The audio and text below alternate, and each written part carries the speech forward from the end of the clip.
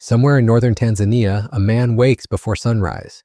No alarm pulled him out of sleep, no notification, no email waiting. He wakes because his body tells him to. He steps outside into the dark, joins people who have known him his entire life, and walks into the wilderness to find food, the same thing he has done every single morning since he was a child. By midday, he is finished. He sits with others. He talks. He laughs. He has no mortgage, no career ladder, no inbox, no debt following him like a shadow. And researchers who traveled to study his community, the Hadza of northern Tanzania, came back with something that stopped them cold. On standardized happiness surveys, the Hadza outscored nearly every population in the industrialized world. People with almost nothing, happier than almost everyone with everything. That's not a metaphor, that's data. And it raises a question so uncomfortable, most of us would rather not ask it. Tonight, before you sleep, you'll probably check a screen one last time. Instagram, YouTube, a message that doesn't really matter, and despite living in the safest, richest, most technologically advanced period in all of human history, millions of people will lie awake, anxious, exhausted, lonely, unable to explain why. Here are the numbers behind that feeling. In 2021, there were over 332 million diagnosed cases of depression worldwide. Over 359 million cases of anxiety. The World Health Organization now reports that more than 1 billion people are living with a mental health disorder, the second leading cause of long-term disability on Earth. By 2040, researchers project those numbers will climb past 466 million for depression and 515 million for anxiety. We are not in a mental health crisis. We are in a mental health collapse. And it is happening during the most comfortable era in human history. More comfort, more information, more options, more misery. The story we told ourselves was simple. Better technology creates better lives. But what if that story was missing something? What if the problem isn't what we have? What if it's what we quietly gave away?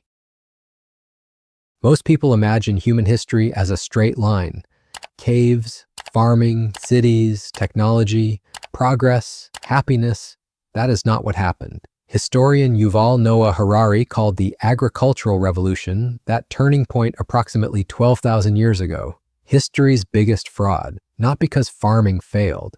Farming succeeded spectacularly. It produced surplus food, larger populations, cities, writing, governments, science. But here's what it cost the individual human being standing inside that progress. Studies of ancient skeletons show something deeply unsettling.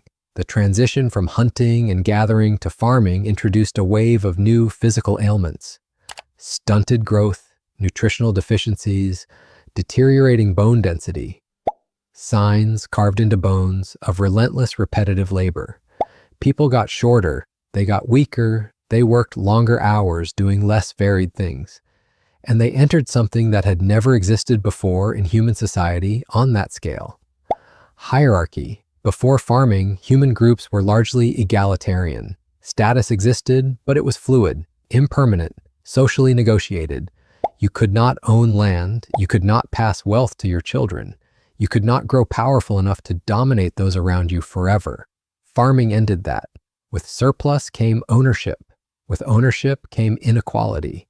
With inequality came rulers, priests, soldiers, and slaves. For the first time in human history, most people were born at the bottom of a structure they had no way to climb out of. And the ancient campfire, that place of equal voices and shared warmth, slowly became the modern ladder. We have been climbing ever since.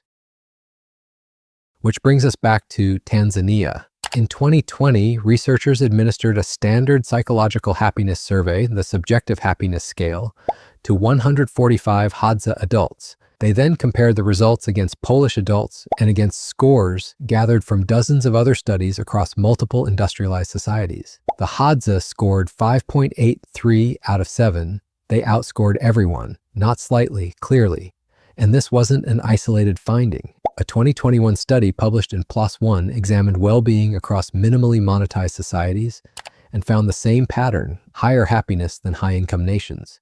A separate study the same year measured life satisfaction across 474 adults in 3 small-scale societies, the Baka in the Congo Basin, the Tsimane in Amazonia, and the Punantubu in Borneo. The results held. Then researchers went further. They measured cortisol, the body's primary stress hormone, in Hadza men and women and compared it against social status within the community. In modern, industrialized societies, the link between low social status and elevated stress is one of the most consistent findings in psychology. Being low status raises cortisol, increases risk of depression, shortens life expectancy. The relationship appears almost universal. In the Hadza, it disappeared entirely. Social status had no measurable connection to physiological stress. Not because their lives were easy, but because their social structure did not produce the particular kind of suffering that ours does. Something about what they had, or didn't have, was protecting them from something we cannot seem to escape. For 300,000 years, humans ended the day the same way. A fire, a small circle of people, darkness at the edge of the light, stories, laughter, silence. Not dozens of people, not hundreds. The same 20, 30, 50 people every night for a lifetime. People who knew your name before you could speak. People who would notice if you didn't come home. Hunter-gatherers didn't just share food, they shared children, raised them collectively. They shared labor, shared grief, shared celebration. The concept of going through something alone did not exist inside that circle. Modern society dismantled that circle quietly without announcement over just a few hundred years. We moved into cities of millions. We built walls between our homes. We built careers that required us to compete with people we will never know. And then we handed everyone a device that let them compare their private lives to the highlight reels of strangers, millions of strangers, simultaneously. Research on social media now shows it activates the same brain regions involved in addiction and reward processing. Each notification, each like, each scroll, a small hit of dopamine. But over time, that constant artificial stimulation pushes dopamine levels below their natural baseline. You need more to feel the same, and when you stop, you feel less than nothing. Dr. Anna Lembke, psychiatry professor at Stanford, described it plainly. We have built a world of immediate access to highly stimulating rewards, and it is pushing the brain into a chronic deficit state. Our ancestors never needed to detox from their community. We are addicted to a digital simulation of the one we destroyed.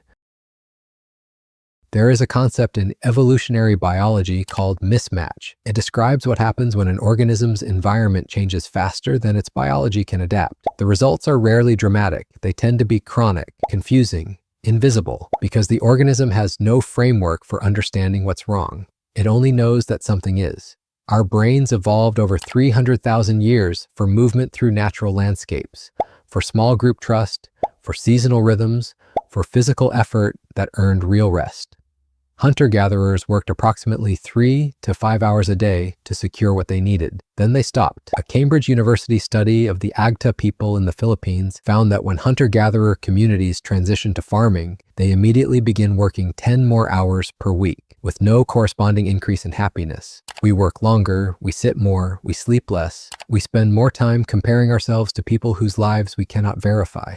And researchers who study depression as a disease of modernity have found a striking correlation. The wealthier and more modernized the society, the higher the prevalence of mood disorders. Our ancient brain still runs ancient software, calibrated for scarcity, for community, for presence. We put that software inside a machine it was never designed to run, and we call the machine progress.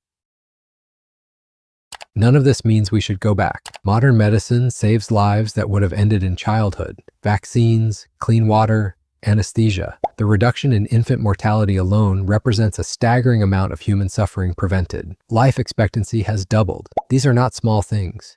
But there is a difference between living longer and living well. And somewhere between the campfire and the smartphone, something essential fell away. We traded community for convenience. We traded presence for productivity. We traded the ache of physical hunger, which passes, for the ache of chronic meaninglessness, which does not. The man waking in Tanzania before sunrise, walking into the dark with people who have known him his whole life. He does not have what you have. No savings account, no healthcare plan, no roof that won't leak in a storm. But the data keeps returning to the same quiet conclusion. He may have something you have been searching for without realizing that's what you're doing. And here is the most unsettling part of all. You already know what it is. You feel its absence every time you pick up your phone and put it down feeling worse than before.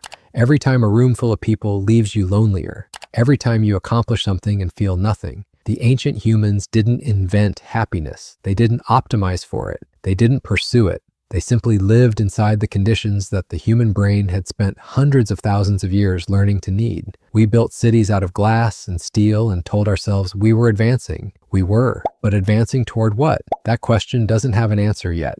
And maybe that's the point. Maybe the most important thing modern humans have forgotten isn't a fact or a practice or a philosophy. Maybe it's a feeling. The feeling of a fire, a circle, the people who know your name, the darkness beyond the edge of the light, and the knowledge, quiet and complete, that this is enough.